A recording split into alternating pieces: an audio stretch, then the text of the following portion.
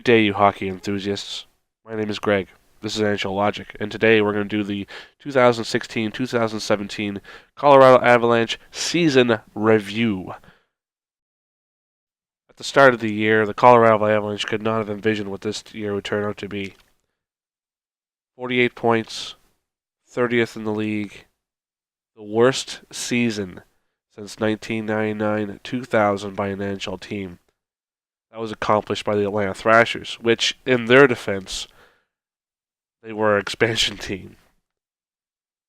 What happened, though? They had players that had seen success before.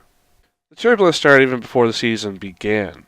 All right? About a month before the training camp, on August 11th, Patrick Waugh resigned as head coach, citing not enough say in personnel decisions. Now, that may have been an issue with the Tyson Barrie contract that was signed back in the off-season. He was never a big fan of Barrie, and maybe that led to that. I'm not sure. That's just speculation on my part. With the departure of Patrick Waugh, Joe Sakic needed to find a new head coach, and he didn't waste any time. Within 2 weeks, he had hired Jared Bednar as the next coach of the Colorado Avalanche. And after that, the season started promisingly enough.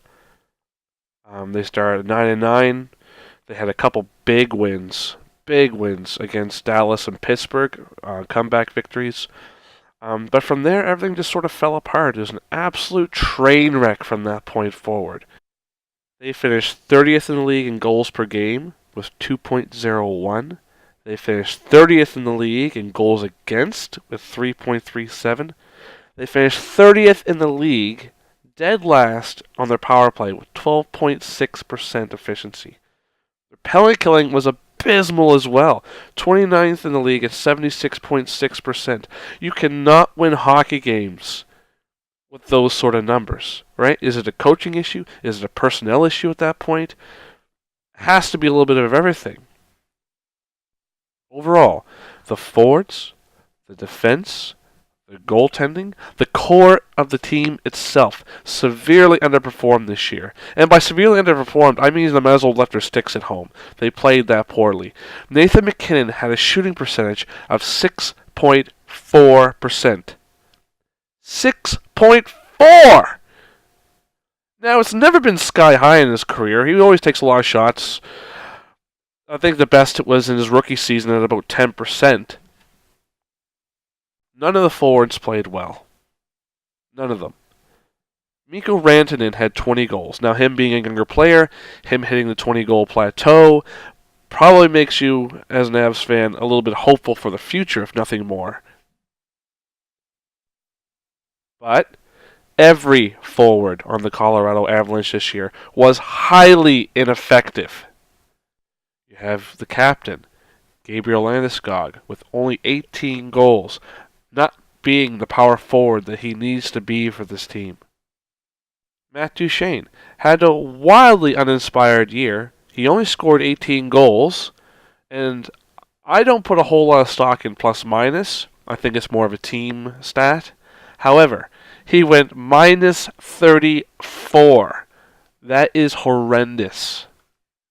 The thing is, if you look at the advanced stats over the past 3 years, these are not bad players. Duchene is a first-line player. MacKinnon is a first-line player. Landeskog is a good top 6 forward. Rantanen with 20 goals this year looks like he's going to be a good top 6 forward moving forward. The fact that they all had bad years all at once is extremely unlucky. Or maybe it speaks more to how the team is built. Then this is where I'm going to get into the defense. Now we're looking at the defense, so I'm going to focus on their top 2 defensemen, and then I'll speak of the rest as a whole. That just to simplify things a little bit. Now Tyson Barrie, he had a good year offensively.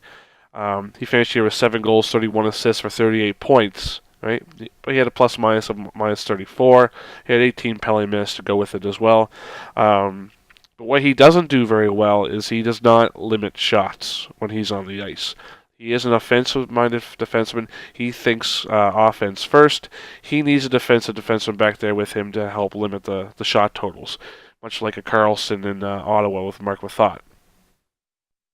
Now, I'm not comparing Tyson Barrie to Erik Karlsson. I'm comparing the situations of the 2 players. Erik Karlsson is paired with Mark Methot, a good defensive defenseman. In contrast, Tyson Barrie has been paired with Francois Beauchemin for a good portion of the year, and I don't think you'll find many to argue that he has lost a step. Now, Eric Johnson had a really rough year. He got injured. He limited him to 46 games. He had 2 goals, 15 assists for 17 points, a -6 rating, and 9 penalty minutes. But if you look at the advanced stats over the last 3 years, he is, without question, Colorado's most consistent defenseman. And I look for him to be part of the solution going forward here as well. I don't think he's a guy that's going to get traded. When you look at the rest of the defense core as a whole, there's a lot of guys who are aging that have definitely slowed down. They need to be replaced. Beauchemin has a year left on his contract. With the cap space this summer, I wouldn't be surprised to see actually buy him out. But once again, that's just an opinion. Teuton's contract's ending, which is a blessing for sure. There are some young pieces coming up though that look pretty good. Nikita Zadorov is a monster, a horse. I think 6'5", big boy and mean, and he'll be a nice fit there for years to come. And Bigra is another young prospect. He's only 21. That's really going to, I think, make the team next year full time and contribute. Moving on to the goaltenders, they rolled the year pretty much with Calvin Pickard since Semyon Varlamov was injured. We'll start looking for Varlamov first because he's still the consensus number one probably heading into next year. He finished with 24 games played this year with only 6 wins, a .338 goals against average, and sub .900 save percentage, which is really, really bad. So he looked awful. I'm not sure as to why. He's one of these goaltenders that seems to have his up and down seasons. He reminds me of Bobrovsky in a way, with that regard. But he never did look comfortable. He never did get in his groove, and he was injured. So Calvin Pickard took over the reins as number one goaltender for Colorado for the rest of the year. Looks good at times. It's hard to tell with Calvin. I think the team defense let him down quite a bit over the course of the year. You still can't get a good gauge as to whether he's going to be a number one goaltender in the NHL or not, despite the sample size he now has. Now, if I'm Sakic, I need to see Pickard in behind a better team next year. He's already proven he's the more consistent of the two goaltenders, and this year was a complete wash. There's only so much a goaltender can do. One of the surprise pickups this year, though, was Sven Andrighetto from Montreal. He had 16 points in 19 games, including 5 goals and 11 assists. Played on a line with McKinnon. It looked pretty good throughout the good course of the rest of the year there. So he's maybe a player to watch going forward, or maybe it was just a flash in the pan. It's hard to say. Honeymoon period sometimes is deceptive. Overall, when it comes to the roster this season, something just doesn't add up here. You know, looking in from the outside, it would seem the player talent is there. It just seems there's something that is rotten in the mix. You know, maybe the system the coach is trying to implement this doesn't work with the players. Maybe the players aren't gelling. Any one of these number of things, right? So it's something they need to work on in the off season, which we'll get into there right now. When it comes to Avalanche prospects, the one leading the pack without a doubt is Tyson Jost, the 10th overall pick in 2016. He's coming off a great rookie season in the NCAA with the University of North Dakota. He had 35 points in 33 games, 16 goals, 19 assists. He then signed his entry-level deal with Colorado and played 6 games, accumulating 1 goal during that time. He looks to have all the tools necessary to be a good top 6 forward in the future. How long it takes for him to become an impact player with the Avalanche remains to be seen. We mentioned him before, but defenseman Chris Bigra, a 32nd overall pick in 2013, had a good year in the AHL. He had 19 points in 45 games, 5 goals, 14 assists. He's a great all-around defenseman, thinks the game real well, has composure in his own end with a little bit of offensive upside, so he should be part of Sakic's plans moving forward without a doubt. And finally, on to Colorado's most intriguing prospect, in my opinion, Will Butcher. The 123rd overall pick in 2013. Will comes with quite the resume. He recently captained the University of Denver to an NCAA championship. He's the 2017 Hobie Baker Award winner as the NCAA's top player. He accumulated 37 points in 43 games. He's a little undersized. He's only 5'10", but he's extremely mobile. He thinks the game real well, and he projects to be a true power play quarterback. The major problem is that he's unsigned. Now what this means for Colorado fans going forward is that Butcher holds all the cards. Last year, Colorado made it clear they had no intention of signing him. So he could just pull a Jimmy Vesey and see what his options would be. On the other hand, he has played with the University of Denver now for 4 years. So comfort could play a factor here as well. Time's the only thing that's going to tell us anything. If he is signed, there is a good chance he needs some AHL seasoning, but with the state of Colorado's defense, I can't see him not being utilized, and sooner rather than later. Now, heading into the offseason, things can't get much worse for Colorado. Let's just get that out of the way right now. So, Joe Sack has already stated that Bednar will be back as the Avs coach next year. Right, so what he decides to do with the core will shape the offseason. Heading into the draft, the lottery wasn't kind to many teams, but Colorado really got kicked in the teeth here. They finished with 48 points and are still picking 4th overall.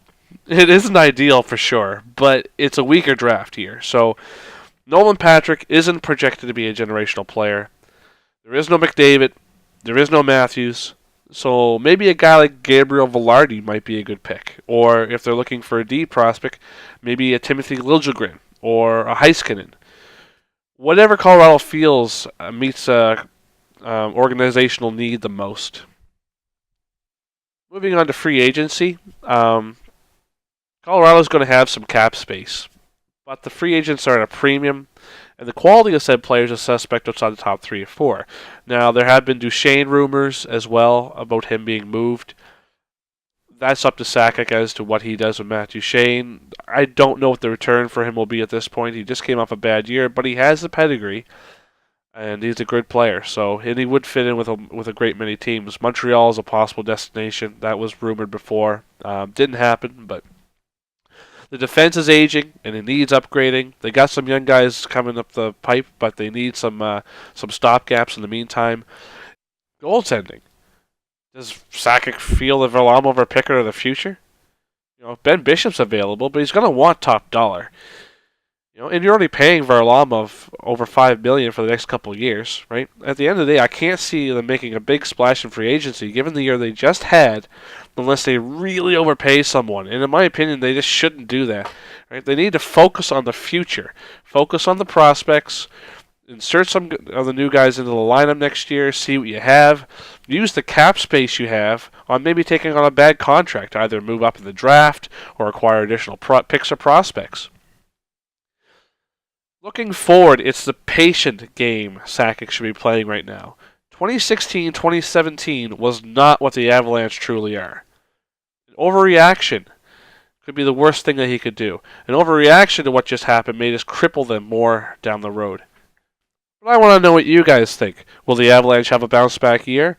Who's going to take of the draft? What free agents should they target? Will Duchesne be there to see puck drop next year?